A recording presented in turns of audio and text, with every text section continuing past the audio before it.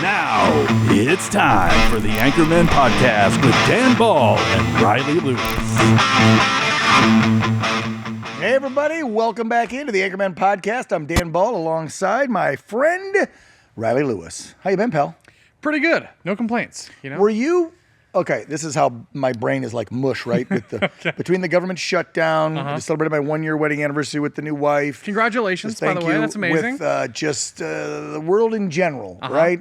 My daughter just turned 18 a couple weeks ago, too. A lot of stuff going on. Was it last week you were sick and I did the show solo, or the week before? I can't even remember. No, it was the week before. Yeah, It was the week before, but I wasn't sick, though. What happened to you? Where were you? I was in Mexico. Oh, that's right. For F1. You were watching. That's right, because we talked about that in the racing when you came back. That's right. So there was a week you were off. Yes. That's right. Okay. Yes. See, I told you. I just got the last 2 weeks reversed. Yes, but thank you, by the way, for doing that without me. I missed this place. I missed this. This is amazing. I love the talk shows, too, but we get to go deep here. We get a whole hour just to talk, chat, catch up. Yes. And we get this incredible set, amazing guests. It's really remarkable. Well, and I like, too, that we're now using this kind of format and this platform, this stage, this podcast studio to branch out, right? Matt's doing one the night before we do ours, and he's got different guests on than us. And then now we have John Sally with his Best Darn Sports show, and he's on weekends, and obviously social media. So we're getting the podcast, we're getting the talk shows out there, and OAN just continues to grow. And after... And folks probably don't know this, but Riley's been here for several years, just a year on the air, but been with us behind the scenes. This has been, the last 3 years, very difficult to do our jobs because of the handcuffs that a lot of people were putting on OAN as they tried to cancel and censor us. And so this, I would say, as President Trump says, we're now getting back into the golden era of America, and he really feels like 26 is going to be right. I hope so. Because rates are coming down. Yep. Fingers crossed. We'll get rid of the Fed chair that's in. He's calming down the wars. I think the economy will even start kickstarting more. Yes. Prices will start coming down. Again, those tariffs and everything, it takes a while, people. He can't just change a cluster, overnight. And it's only been... We're in the first week of November. That's the craziest He took part. over on the 20th of January. This is 9 months and a week, right? 9.5 weeks or something like that. Not the movie. Give him a break. First of all, it wasn't just 4 years of Biden and Kamala screwing it up. It was decades of both parties screwing over you and me. And he's trying to unscrew, not 4 years, I would say 40 years. Yeah, well said. Of swamp bureaucratic BS. So give him a second. And he's still working with swamp rats every day. It's not like he just threw them all out. Absolutely. I mean, this isn't... So I'm looking forward to next year, and not only for America's sake, but also for what you and I do. I feel like next year, we've got more big announcements coming with more carriers. So there's going to be millions more people around the globe, not just in America, that can tune in and watch OAN. We're going to launch more shows. We're just expanding after 3 years of being canceled. After going through hell and back. There you go. Essentially, right. So Which is what this country has been through is, I think, a literal hell. I think 2026 is going to be the golden year for OAN. How about them apples? Yeah, I certainly hope so. Speaking of swamp rats, though, I do... Yeah. Which one? Yeah, right. Well, there's so many, Riley. And they're holding the American people hostage right now. However, I saw Nancy Pelosi, Nasty Nancy, finally stepping down. Well, I think that's one thing I wonder about. I mean, how many of these people, they've been in government for 40 years, 50 years. They've never built anything outside of the bubble. They've never created anything or done anything or produced anything of real value for real people. Ulcers and hemorrhoids in the American people. That's all she's built and caused. Yeah. Well, she's probably upset because all those pills she takes and gets all those big endorsements with Big Pharma. Maybe they can't afford to pay her as much because Trump's bringing the prices down. So maybe she can't get as many kickbacks. Yes, so was President Trump... or her trade deals on the stock market. Was he going to investigate the insider trading or allegations of that? Because that's one thing I'm very curious about. You look at their portfolios. Well, there's House members saying that they've got bills they were going to bring back up once the government's working in the new year, and she would have been at the top of that investigation. So maybe that's why she's walking. Good point. That's interesting. Good point. I wonder if our guest tonight, as we'll get to her in just a second, yes, it's another female on the Anchormen podcast. Is that 2 or 3? I think that's... Don't point it out. People start calling us sexist and misogynistic. And no, If we have a show about men, then the majority of our guests are going to be men, but sometimes we like to branch out and diversify because, Riley's a big DEI guy. Nasty allegation. But yeah. No, and actually, our guest tonight knows us very well and knows I'm just BSing here. Of course. Of okay? course. But because I like to tease the left and Democrats. Yeah. Who have been calling us every you've been in this business for a while, so you've seen the left go from being normal, I guess, to some extent, right? To being 31 years ago? Kind of crazy, Somewhat to just normal, being yes. deranged, to becoming violent and really hateful and full of anger toward America and our founders. And I ask myself every day, how did that happen? How did we go from a party of JFK to it slides a little bit to Bill Clinton, then way off the reservation to Barack Obama, and now to Mamdani? Well, I don't know how we got there. I don't know how. He's going to be horrible for New York. It's not just that. And I want to save this for our guest because I bet she's going to have a lot to say about what we just witnessed on Tuesday of this week. Yeah. Because to me, while the Democrats and the media are taking a victory lap, like, yeah, we won. This is a huge rebuke of President Trump and his MAGA cronies. No, you won in blue states and blue cities and districts that are heavily populated by Democrat voters. Double-digit differences, by the way, in registration. Let's be real. In Jersey, in Virginia, in New York, in California, it's double-digit differences. So, of course, they were most likely going to go blue. So you can hold off on the champagne and the celebrations. To me, what we just witnessed is perfect for the midterms because if Republicans play this right as they should, and they don't always, show the American people what Democrats vote for.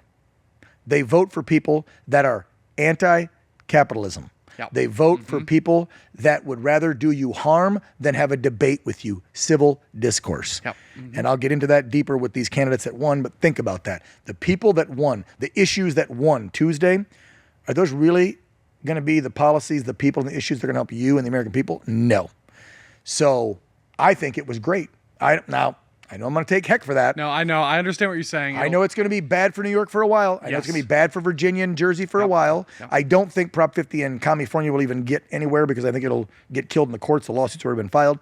But again, if Republicans don't screw this up, which they do sometimes, so I always call myself an independent, don't screw this up, you have an opportunity to take what they just did on Tuesday and expose to the nation how sick, to your point, the Democrat Party has become. Because back in the day, when you were a youngster and I was 20-something,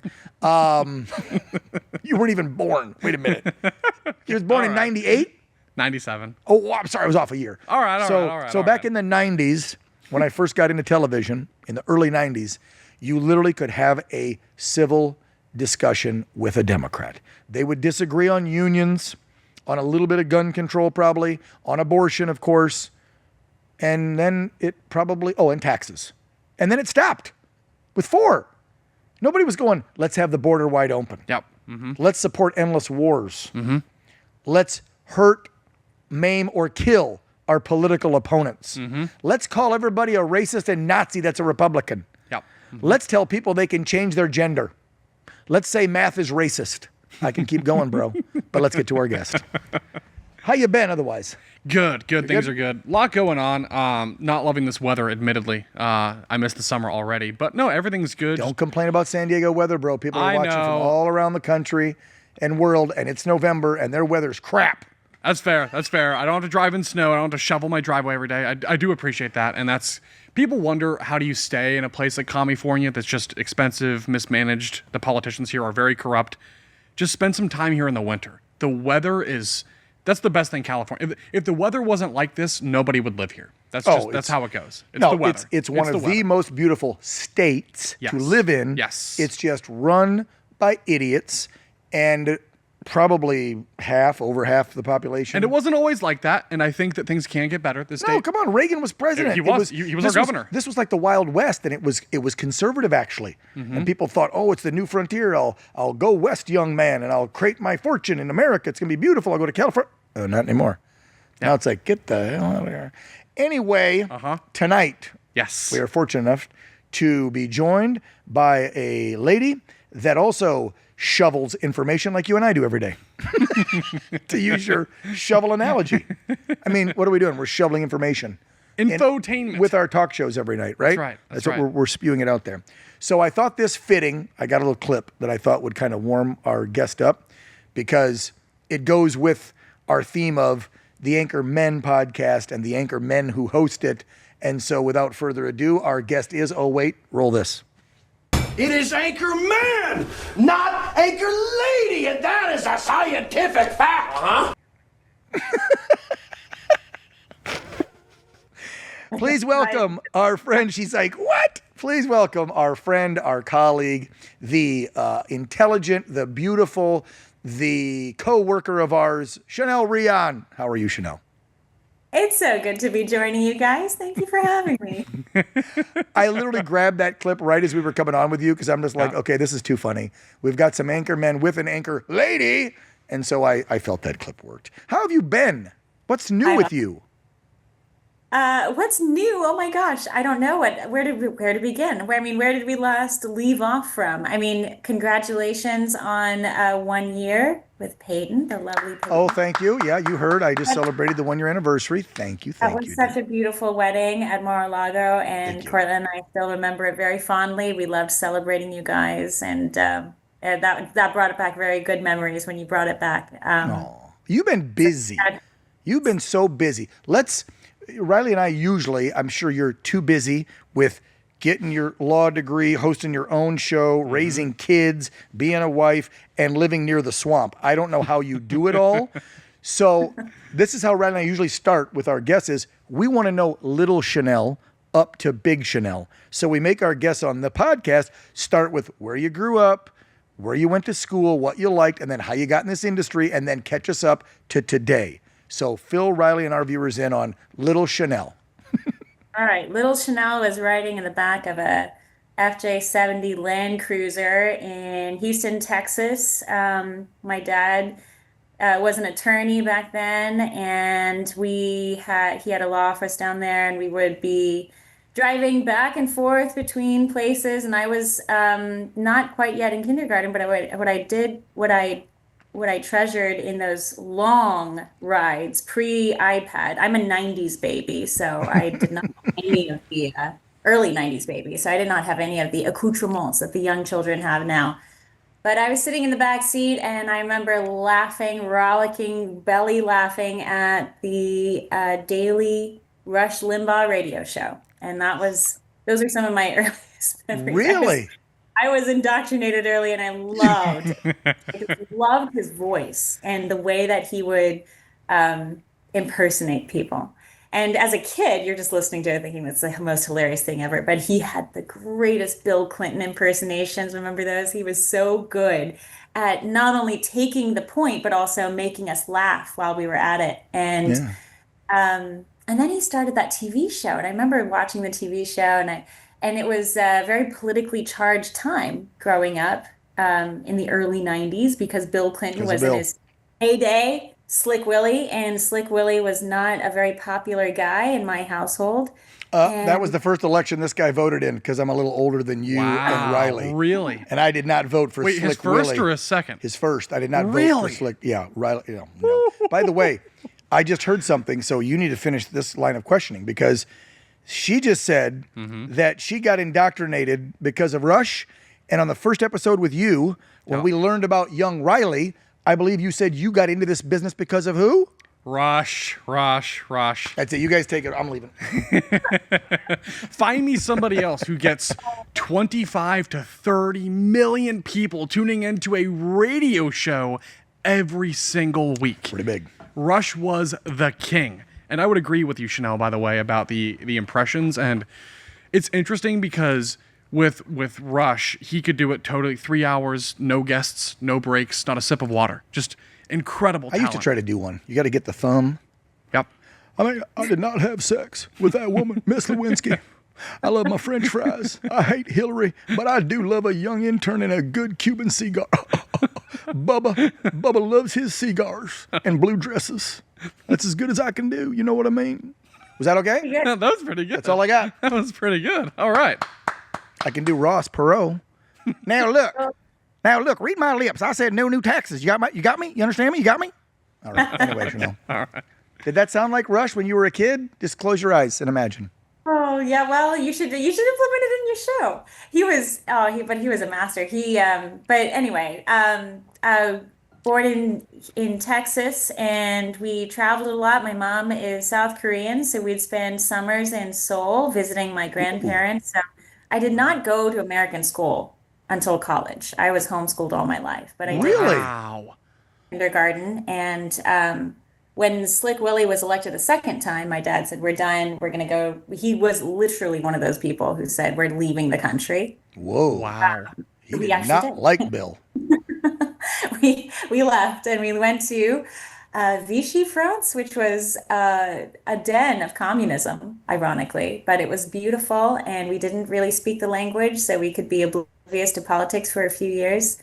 Um, and it was a very interesting and eye-opening experience to be in France as an American homeschooling in the 90s. I mean, Dan, you might remember this, but when Whoa. WECO happened, the Clinton Attorney General, our beautiful, gorgeous, lovely Janet Reno, stepped in. He started trying to get homeschooling kind of clumped in with this whole cult-like movement. And she was trying, I mean, basically, they were trying to move in and regulate homeschooling. And so that was a big source I of tension. remember. Yep. Huge Because source the of town I grew up in, Northwest Ohio, there were a lot of Christian folks who did homeschooling. Again, they didn't like public schooling back in and I'm a 70s baby. So I'm talking about the 70s and 80s. There were good old Midwest Christian folks who back then thought our public education system was screwed. Wow. Fast forward to today. Yeah. What are those parents, if they're still around, which mine are, they're in their 80s, if you could talk to them and really go, what do you think the difference is between schooling in the 70s and 80s to today? And if you showed them curriculum and what teachers are saying in classrooms, they would probably lose their ever-loving you-know-what. Oh, I'm sure of that. Yep. And people thought it was too progressive back then, Chanel. All right, so Texas, Exactly. Texas, Korea, we had and Korea, France. we had a fun little interaction. We had this lovely, setup, and my dad had piled our library into these shipping containers, and we had a library that was built into the shipping containers. So he shipped it from Houston to Vichy, and we had it on the property. And the gendarme comes knocking on our door. And the gendarme does not speak any English, and my father speaks very little French. So as you can imagine, there's this interaction between an American, gruff American attorney and a bureaucratic French gendarme. And the gendarme essentially gets him to, understand that you have a school-age child in this house and you guys are living here. So as a result, you must send the school-age child, me, to school. And, my father is saying, no, you don't understand. We're Americans. We homeschool. And here's our library. And he's very proud of his library. He's showing our library off to this guy. Look at all these books. We pick the books. We have this whole curriculum laid out. This is all pre-internet, by the way, pre-computer. Of course. And so we're reading off of textbooks, and this gendarme says, no, you don't understand. She goes to school or you go to jail. And Wow. Dad looked at me and goes, well, Chanel, you're going to school. And this is in what year do you estimate? Late 90s? 95, 96. Wow. Threatened your dad with going to jail if he didn't send the kid. And we all want to brag up Europe. Excuse me. If you think it's gotten any less communist over there in the last 20, 30 years, you're crazy. She's talking about 1995. We're in 2025, and look what's happening to Europe. Yeah, 95, 96, thereabouts. And so anyway, I spent my first year in France, no English, no French. I learned French very quickly, and I had a wonderful time. The first week of being in class, though, it was, I guess, Heritage Appreciation Week for the kids there. And so at one point, I find myself taking my socks off, standing in line with all these other French kids, and we're standing in front of this vat of grapes, and we are literally being taught how to make wine as 6-year-olds. Whoa. Wow. Hey, at least back then, Chanel, they were following their heritage.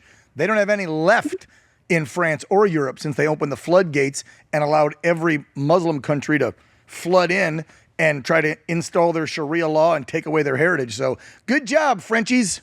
Anyway. Yeah, Josh, Frenchies. No, this is so ironic because, I don't drink. my family doesn't drink. And here I am, an American, 6 years old, barefoot, and I'm trying to explain to them that I don't drink.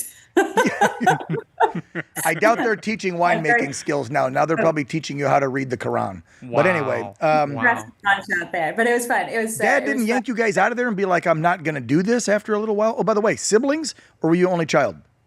I have siblings. I have a younger sister and a younger brother.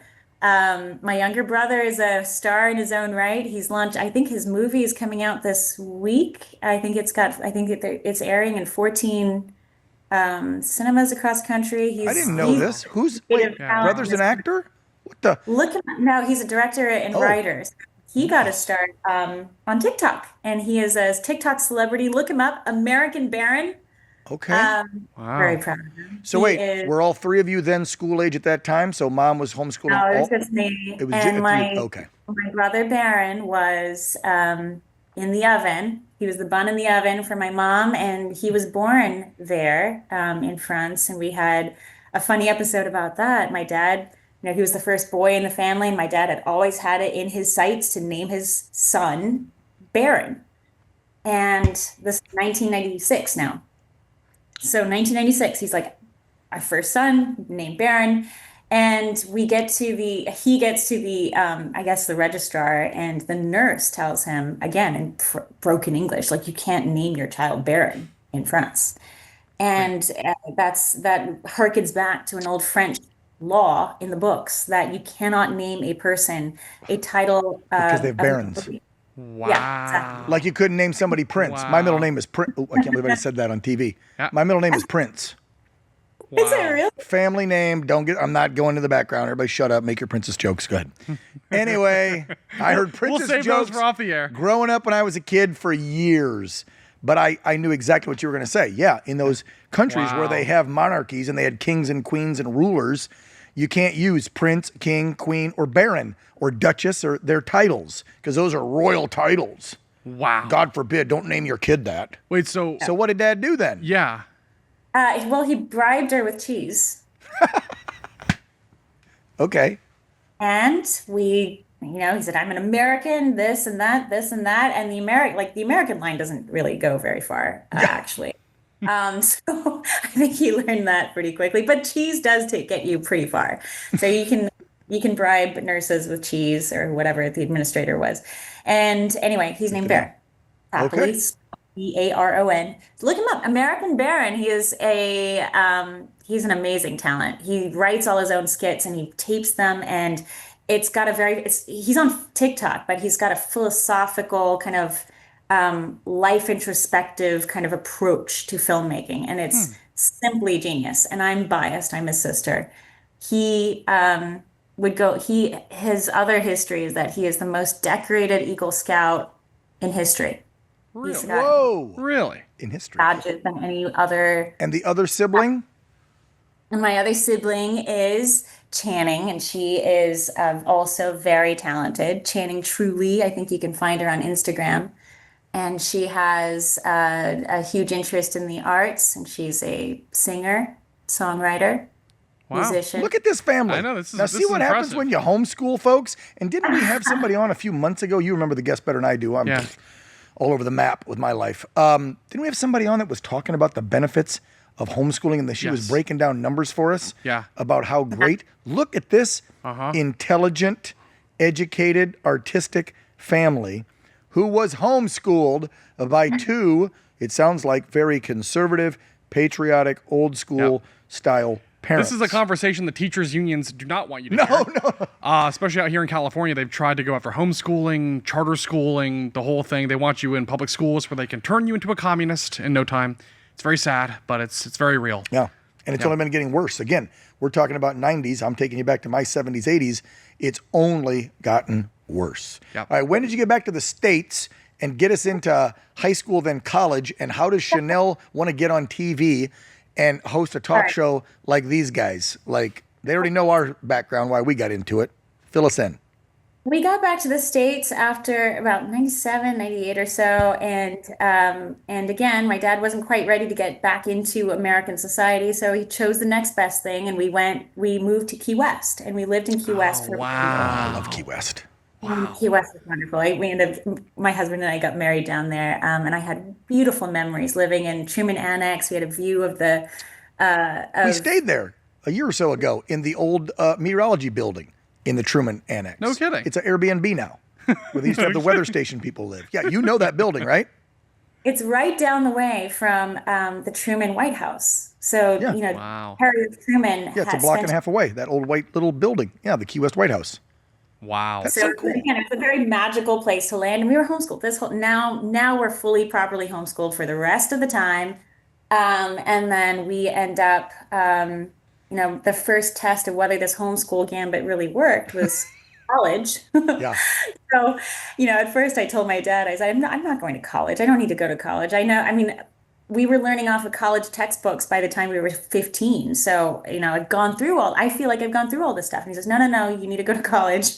So he was in the category where he thought that, maybe one day I'd want to go further with either law school or something else. And so he did not let me have my way. And my way would have been, I want to be an entrepreneur. I want to go do my own thing. I'm not going Really? to ever be anywhere near a place where I have to do a 9 to 5. That's what I told him.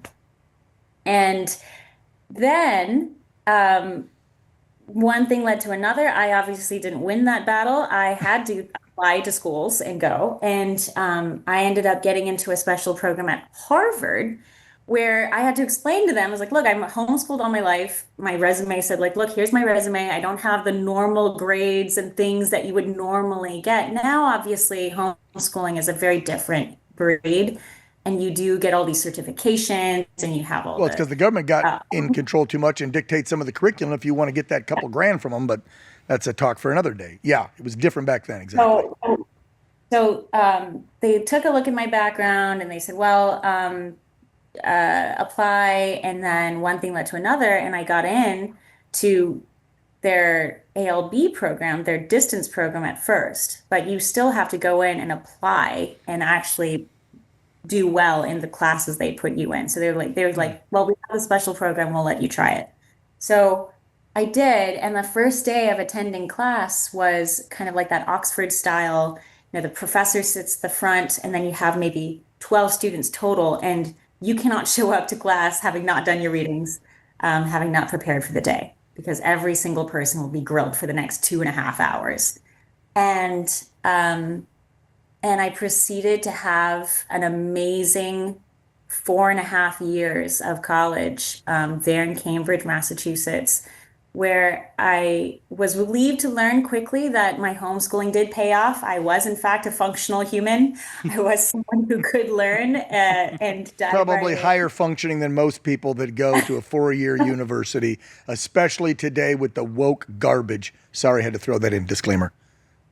I ended up having a great time, and this was all while I was still very connected to my family. And in the background, and this is where the politics starts coming in. In the background, at school, I focused on academics, and I did not speak out at all politically. I was part of the Harvard Young Republicans. I was part of the Anscombe team, Anscombe club. I wrote intramural. I was involved, but I wasn't vocal. And I wasn't vocal because if you started getting vocal, your grades were actually on the line. And you're having to actually accommodate a system, which if you don't accommodate them, they're going to destroy you. Yep. So it was not actually that toxic, though, back then. It was okay to still say you were a right, Republican. back then. And that's only...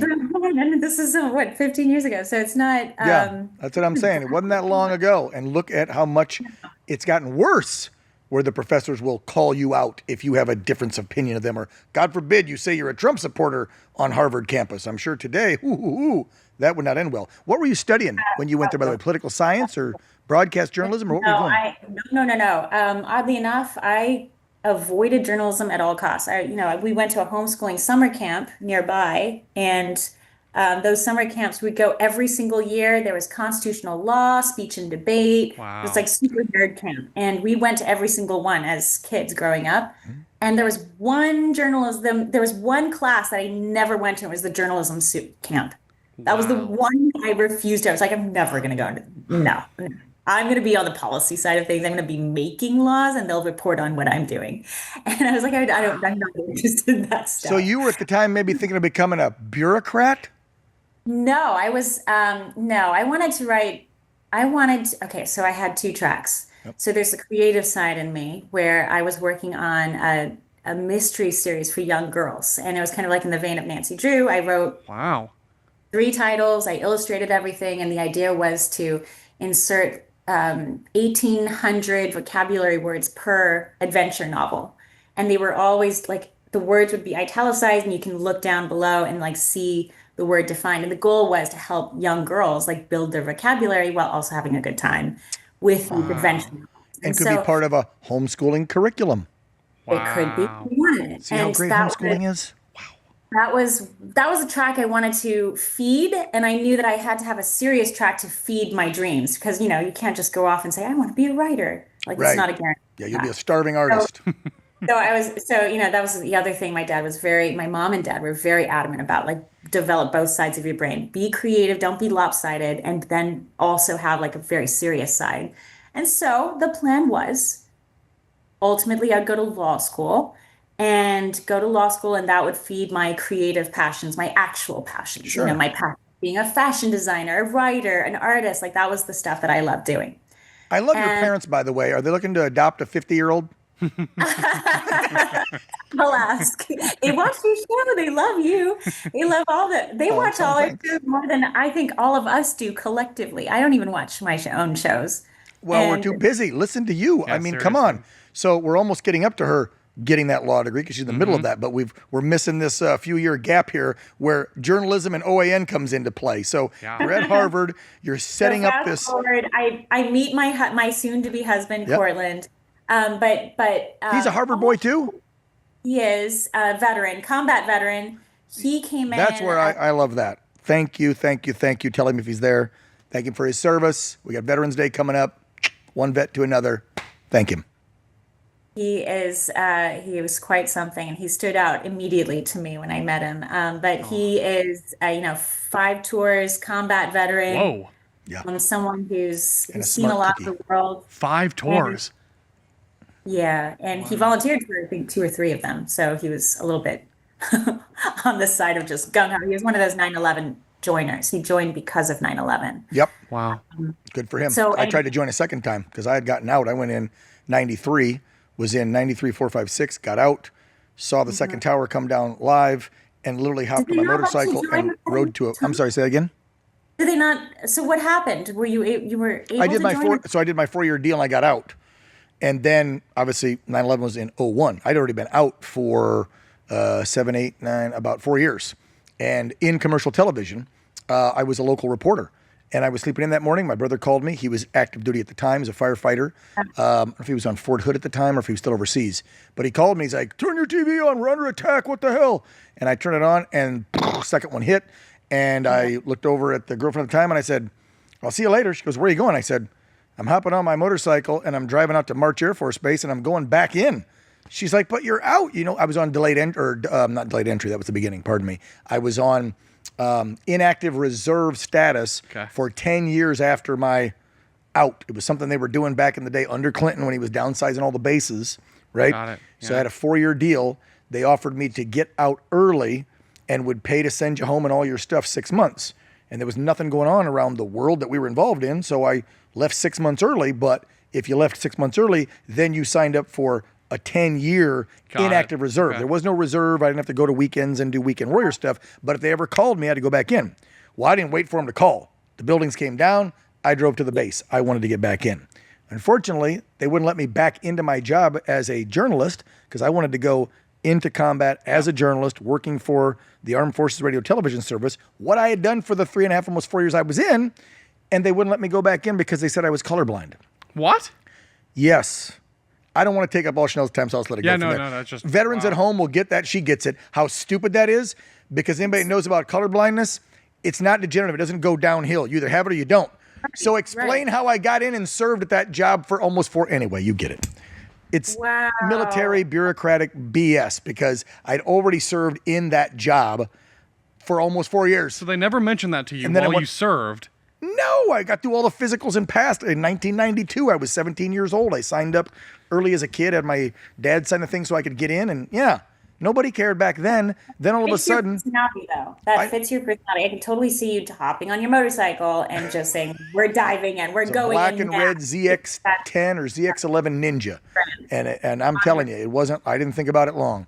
The tower came down. I'm sitting there, brother on the phone, a girlfriend. We're crying. We're listening to the reports, and it stuff kind of calmed down. And the Shanksville happened. Everybody figured out there was no more planes. I was like, I'm going. Anyway, that's why your husband went in. Go from there. Didn't need to take over. And this is where OAN comes in. I promise we're getting to OAN. So you're fine. You got 20 minutes. Backtrack to, I think I'm 16. So let's see, right when Obama started coming on the scene. My family had started this tradition of every 4 years, we would, no matter where we were in the world, we would get together, we'd drive up to New Hampshire, and we would witness the New Hampshire primaries every 4 years, the presidential primaries for New Hampshire. Wow. That's an involved family. Yeah, I don't know anybody that really, does that. wow. I mean, it's our Super Bowl. Some families have Super Bowl, some families have the Olympics. Our Olympics, our Super Bowl was the New Hampshire primary. Politics is your Super Bowl. I mean, your family was ingrained in politics, it sounds like. I mean, think about this. A Texas dad, a lawyer, involved in politics, homeschools 3 kids. They're all artistic. They've got a legal mind. They've got an artistic mind. They've got a political mind. Again, I'm up for adoption. Okay. So Obama's out there. Yeah, Obama's out there in 2008. And your parents are getting the whole family involved in politics. You go to Harvard, you meet the love of your life. I think we went to, how many? I think and when did we went on the air in 12? Yeah, July 4th. Right? Was it 13? I think it was 13. When did we go on the air? Oops, pretty sure it was the boss is going to yell at me. 2013. July 4th, 2013? Yeah, it was 13. It was 13. Thank you. Okay. Yeah. So we were down there as a family. I think NPR even interviewed us. Robert Siegel interviewed us as a family. He was like, oh, meet this family who, they come here every 4 years. And it was like a whole mini episode on NPR. Mm-hmm. But the goal there, and my dad's mission was very clear for going. He's also an observer. He loves to observe history and wants us to witness history as it's being made. But in New Hampshire, everything's so small. Everything's tiny. Everything's inside a diner. You will get to actually shake the hand of the next president if you're in New Hampshire. Wow. True. You make the effort to be there. So we literally have shaken the hands of everybody who is on both sides of the aisle. We saw Democrats and Republicans alike. We went to all their rallies. And one Christmas before we went up, my dad gave me a beautiful camera because we photographed everything growing up, and he is an amazing photographer, but he gave me a camera and he said, now it's your turn. You be the cameraman.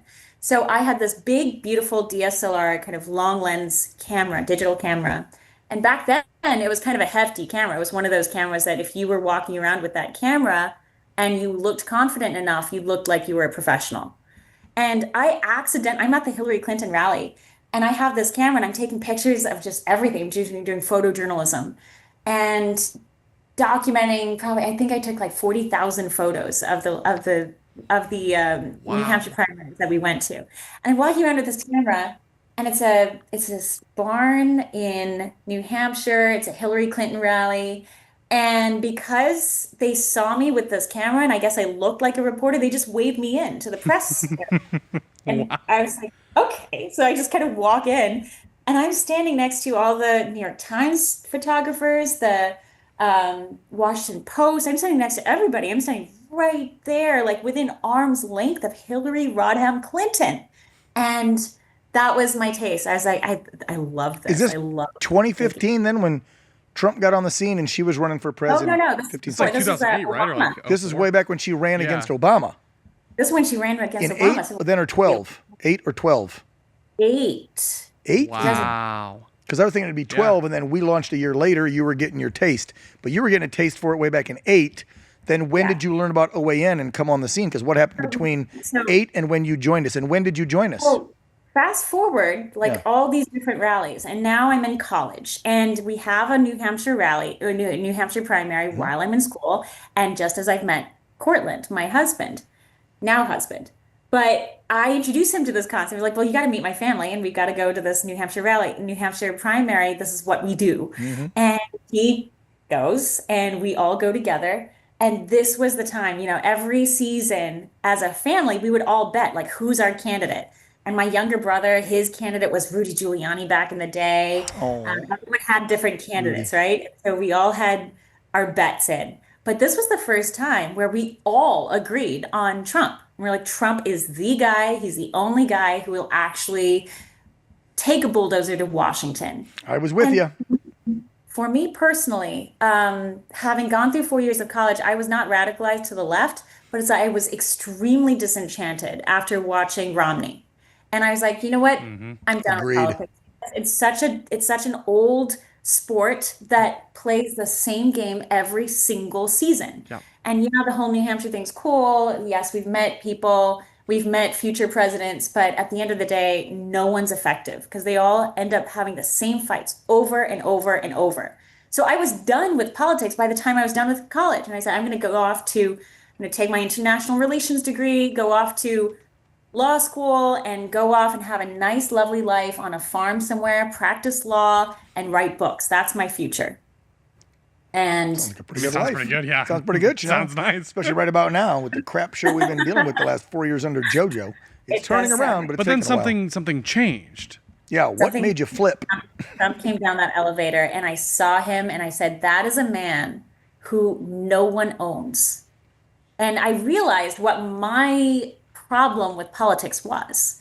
My problem with politics, my disenchantment, having been so involved and so excited about politics and then completely done with it, was not college. It was no kind of indoctrination from an East Coast school. It was the realization that all these politicians are owned by someone, and everything they do in front of the screen is a lie, or at least a Right. thing. And you realize that at a young age, and you realize it happens on both sides of the aisle. Yeah. Yeah, it did. And that's the value of having met all of these guys on the campaign trail.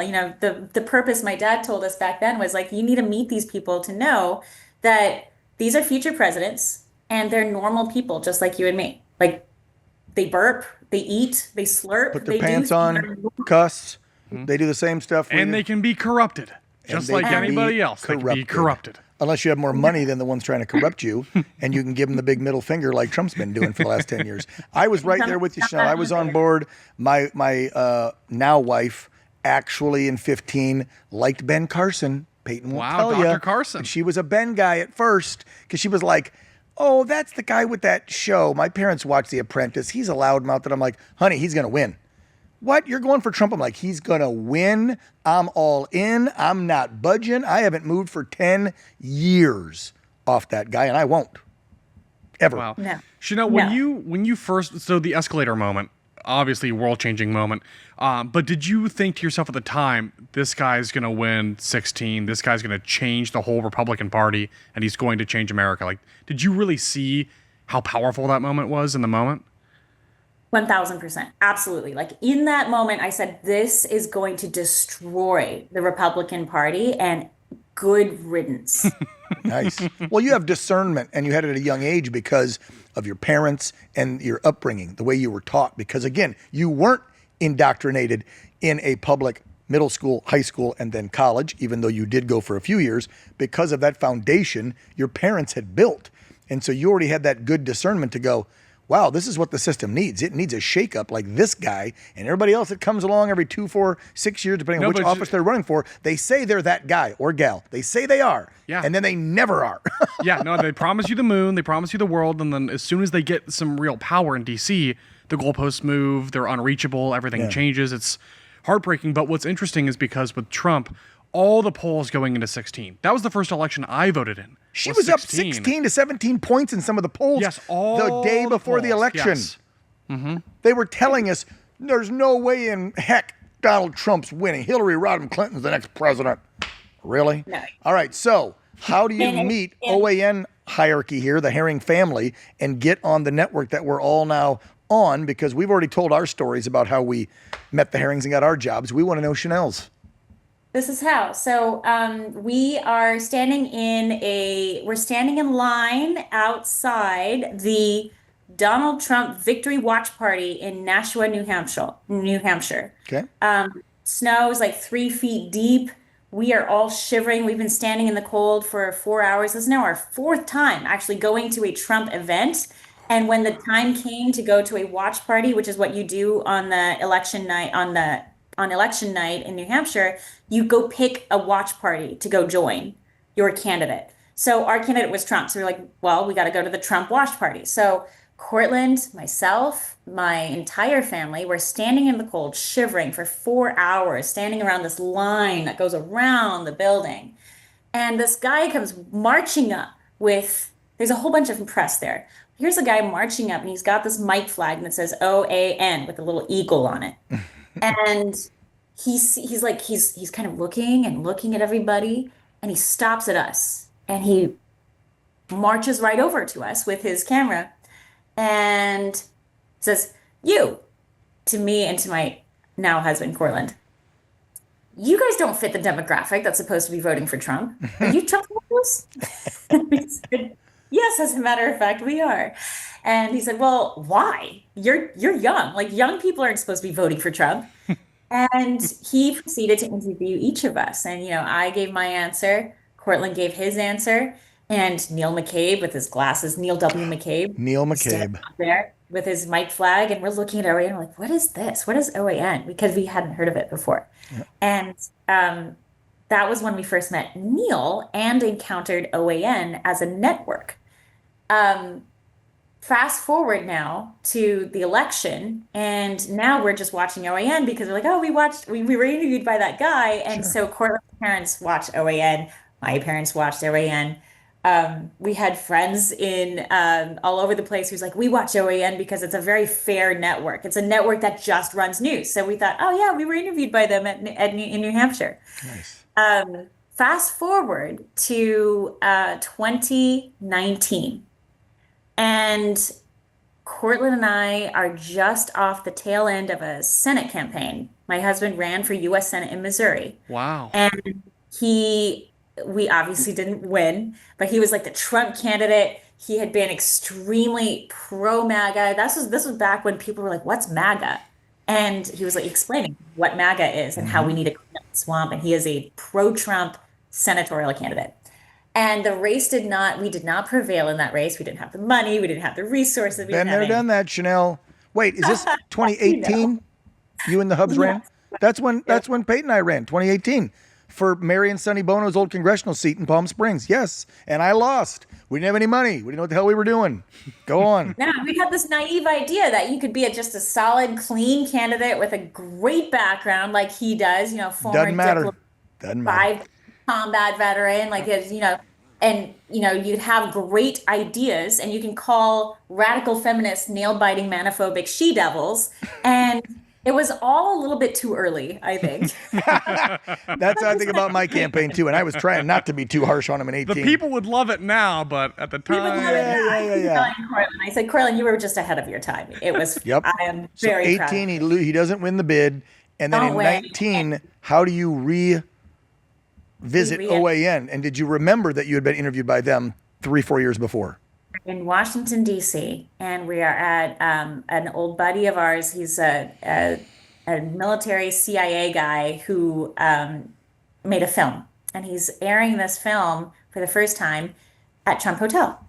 He invites Cortland and I to this event, and Cortland and I show up as a support for our friend, Dan Gabriel. So Dan Gabriel invites us. We go to Trump Hotel, and we watch the film, and lo and behold, there in the corner is Neil McCabe. And we're like, oh, look, there's the guy who interviewed us way back in the day. Right, like 4 years ago. Yeah. And he walks up to us and he goes, of course I remember you. He's like, you guys were my first interview at OAN. That was my first week on the job. That's wild. And we all love Neil. Yeah, that's wild. That's so neat. And so we get to talking, and he talks to Cortland for a bit, finds out that Cortland is a subject matter expert in Navy protocol, and he's like a Navy veteran. And Neil says, "Hey, can you come in tomorrow to the studio for a story I'm working on? I would love to make you my interviewee, my expert." We show up the next day. I'm all giddy because I got my camera and I'm sending photos back to my family saying, "Hey, we're at the OAN studio. Then Cortland's getting interviewed by Neil McCabe." And one thing leads to another. It's a great interview. We're walking out, and Neil turns to us and says, "Now, what are you guys doing in town?" And we just tell him, like, "Hey, we were here supporting our friend." He goes, "You wouldn't happen to know anyone who wants to be a weekend White House correspondent at OAN, would you?" And Cortland says, he looks to me, he says, "Chanel would be perfect for that." So the hubs pitched you. Pitched I was you. like, no, no, no. I've never been on camera. Never. I've taken one journalism class in college. I am not a news person. Like, I don't do that. You're more qualified than 90% of the people I've met in 31 years in this freaking godforsaken business. Anyway, go ahead, dear. You know Hey, I learned that on the job. But Seriously, the Neil ones I know that got a 4-year degree and on the wall the parch paper says journalism degree doesn't mean they're a journalist. You're No, a heck of a lot better educated and more fair. Yeah. That is quite the truth, especially in DC. But Neil McCabe says, come in tomorrow morning. Let's submit your resume and come in tomorrow for an interview." And I said, "Oh, all right." White House, covering the White House on the weekends. That doesn't sound too bad. That sounds fun. I show up the next day at the OAN studio in Washington, DC, and we walk up to the doors, and there's this gentleman standing at the door. The door's locked, and he's trying to get in, and he's holding, his coat, and he's well dressed, and he looks at us, and he goes, "Hi," and we said hello. We introduce ourselves, and he says, "Chanel. What kind of parents give their kid that kind of name?" And my husband says, "Excuse me?" He's about to punch this guy. We're finally let in to the back room, and he says, "Well, I'm here for an interview too." And I said, "Really?" And he says, what kind of interview?" And he says, "Well, a weekend White House correspondent." And I said, "Oh, so I guess we're both here for the same interview."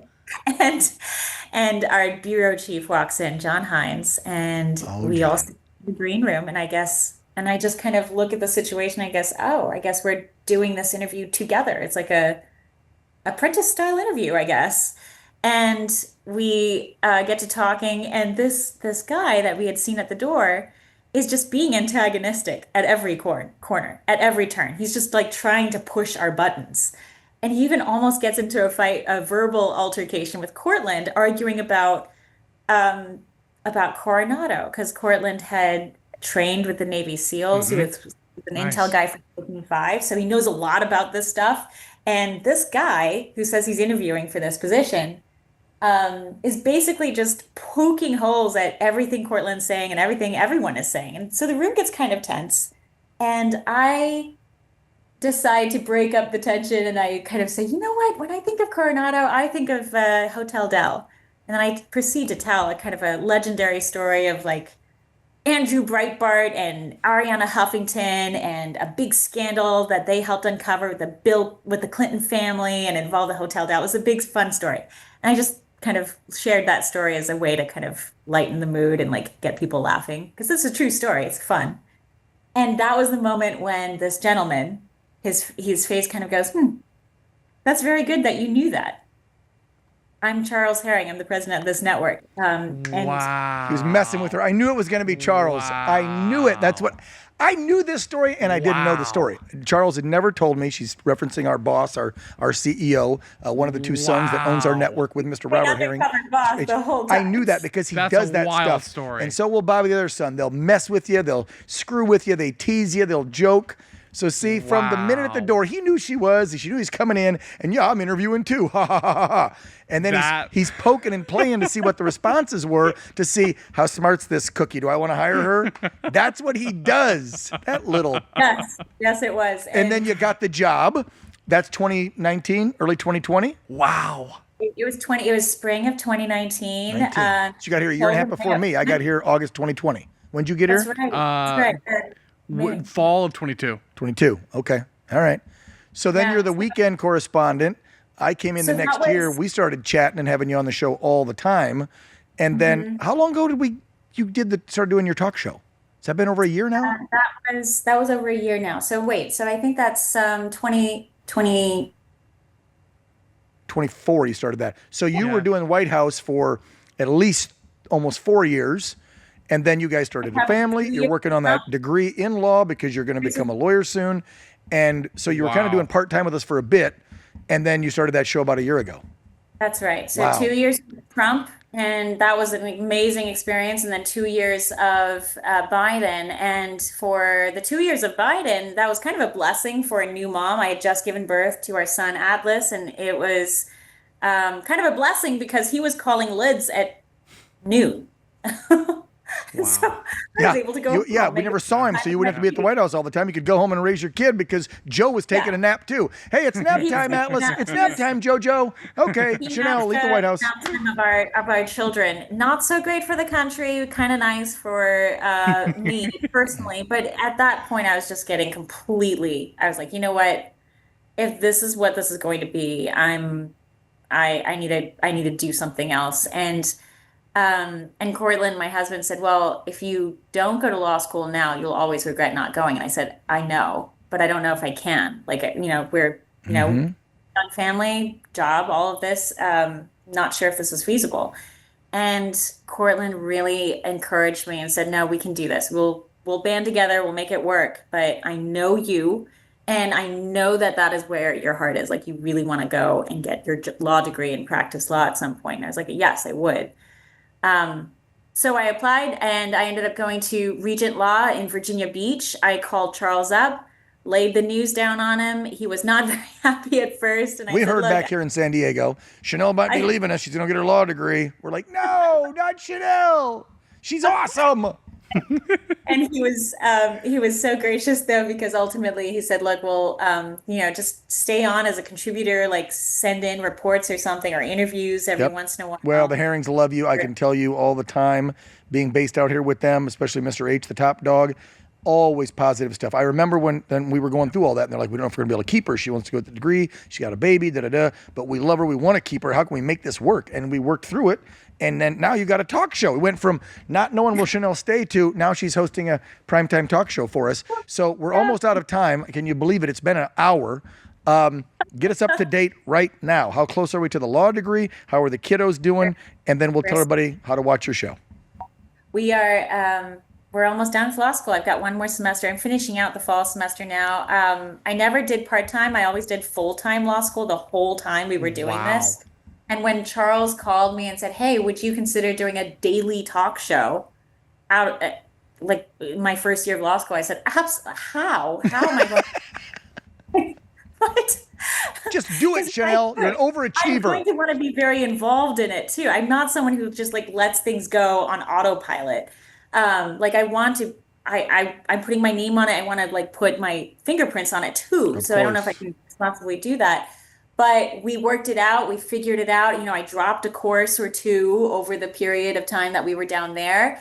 And we are now, I think tomorrow we tape, we're almost at our 350th episode of Fine Point at 10 p.m. every weeknight. How's the law degree? Amazing. Done? Law degree's good. I had to let go of my perfectionist tendencies. I was a sit in the front row, always read every assignment kind of gal back in the day. Have you taken the bar? Are you practicing that too? I will be taking the bar in the summer, God willing. Wow. I'm pregnant with our second one. She's due end of December, so right between semesters. This is why she's glowing and looking so gorgeous right now too. Baby on the way, does a talk show, got her freaking law degree, taking the bar. Wait. Here's a myth. They say the pregnancy glow is from being like all glowy and whatever. It's because we are working out even while we're sitting. That's what's going on. But anyway. The body's working, so you have the glow. I get it. Chanel, you know how I feel about you. I think you are one of our greatest assets to this network. They better never let you go. But I know you have bigger aspirations. And I love it. No. I lay all that out because it's, had I gone to law school 10 years ago, I would be in a obviously very different place. But now I'm in a position where there is nothing like what Riley, you do, what Dan, you do, and what I do, where we have this opportunity in this platform every single day to analyze the landscape, pick out what's important, highlight it for our individual audiences. And each of you guys have very different shows. I mean, We all do. Matt, like we all have like amazingly different shows. And I love that about our network. Yes. And there's nothing like it in the entire world. No. You watch the To be able to CNN go lineup, every watch the day, Fox lineup. It does not look like No. our lineup. They look very, very similar, same talking points, similar personalities, where ours are very, very diverse and unique. And I love that about our place. And I hope you stay for many, many years to come, because you are an asset to this network. Hell, Amen. you're an asset to your family, you're an asset to the nation. Because the country, yeah, amen. let me tell you, and this is not, I don't know how I say this, that it doesn't sound right or wrong, but we need more brave, outspoken women. And again, I'm not trying to, I don't know if that sounds like a sexist remark, that there isn't enough women out there like Chanel, but can we get more Chanels? Can we No, clone? seriously, Can we just can we clone you, some Chanel? Chanels? And like, or you can have 100 kids. Well, technically she is. She's making a second one right now. She's cooking it up. Oh, okay. So just like make 50 more. That would. You know, our friend Charlie said, go out there, get married, and have babies. Chanel, more we're almost out of time. This has been so eye-opening. I didn't know any, I mean, I knew some of this about you and Cordy's courting and then getting married and the kids and that kind of stuff in the law degree. But prior to, I didn't know any of that stuff. And I guarantee our viewers didn't either. And I got to think you just gained thousands more viewers tonight watching this podcast going, I've never seen Fine Point with Chanel Rion, but I'm watching tomorrow and every night at 10 p.m. Eastern. At 10 p.m. Eastern, every single weeknight, God willing. We love you. Thanks for coming on, spending an hour with Riley and I on the Anchormen podcast, which we probably better put Anchormen and Anchor Ladies. Chanel, thank you, dear. We had so much fun. Thank you. It's an honor to be on, and keep up the great work out there. And You too. Riley, I don't want to ever hear you complain about weather, like ever. See, I told you, she remembered an hour ago. Don't complain about San Diego weather, bro. She lives on the East Coast. Thank you, Chanel. Have a great night. Best to the whole family. God bless you. We love you. So much fun. That was amazing. I learned tons about my friend I didn't know. Yeah, that was amazing. I didn't hear that story, by the way. I never knew that about Charles. That's hilarious. I could totally would've- see him doing that. So oh, could I'm I. here to apply for the job too. Absolutely. He's Smart Alec. He's the president of the company. And then acts all I just love that antagonistic so in there. much. Just he probably Yeah. again didn't believe half the stuff he was ripping her for. He just wanted to Yeah. be on the other side to see how she would react. Testing, right? Am I going to hire this gal? Let's see how she handles this collecting question. some data. Yeah, some stress testing. No, that's amazing. That's incredible. That's really hilarious. Actually, Well, I just never knew that. We are very fortunate to have Chanel Rion on our staff. We and are. So check out her show weeknights at 10 o'clock. It's Fine Point with Chanel Rion. You got Matt Gates before that at 9. Back up at 8, you got mine. Prior to that, you got Mike Deneau doing a news hour. And prior to that, at 6, you've got Riley Lewis. So great primetime lineup every night. If you didn't know Chanel, if you didn't know her show, go check it out. That is one smart cookie. Yes. I'm telling you. Yes. If somebody said, is there someone at your network you wouldn't want to debate? I would probably put Chanel at the top of that list. Same. Agreed. Because let Yep. me tell you what, I mean, look at all the places she's traveled. Brilliant. And the Brilliant. things she's read and educated and opened her mind on, and she's artistic and obviously easy on the eyes, don't hurt, when she's also nailing you with facts Yep. and debating you civilly, like just amazing. Again, can we clone Just some do more people yourself like a favor. that? Watch her monologues every night. You will be astounded. Yeah. Truly. And you know you're getting facts Yep. from a very, very educated, well-informed patriot. Just hearing that about her background with her dad and stuff, I loved hearing that. A Texas lawyer who's not a liberal, a conservative attorney, love hearing that. And whoever her mom and dad's names are, great job, Pops and Mom. Great job on those kids. Because I'll tell you what, we wouldn't have the lineup we have without Chanel. She's a big part of it. Amen. So I know thanks it. for tuning in. I guess we're out of time. Let's roll. All right. You done? Yeah, I mean, Close us like, out. subscribe, comment down below. We don't have a guest picked out for next week, but these drop every Friday evening, and we have Matt's episodes on Thursdays. So if you have comments, questions, concerns, guest suggestions, Sound off on YouTube just or let X us where know. we post them. Totally. And say something, or send us an email at the network and say, hey, I want you to have so-and-so, and we'll work hard to get it there. For everything OAN, just go to the website. It's OANN.com. For Riley Lewis, I'm Dan Ball. Thanks for tuning in to the Anchorman Podcast. We'll see you next Friday night at 7 o'clock. Want to see more great videos like this? Click on the link below to subscribe to OAN Live and watch Dan Ball's Real America and The Matt Gates Show on Dish Channel 212. Tune in, subscribe, and watch today.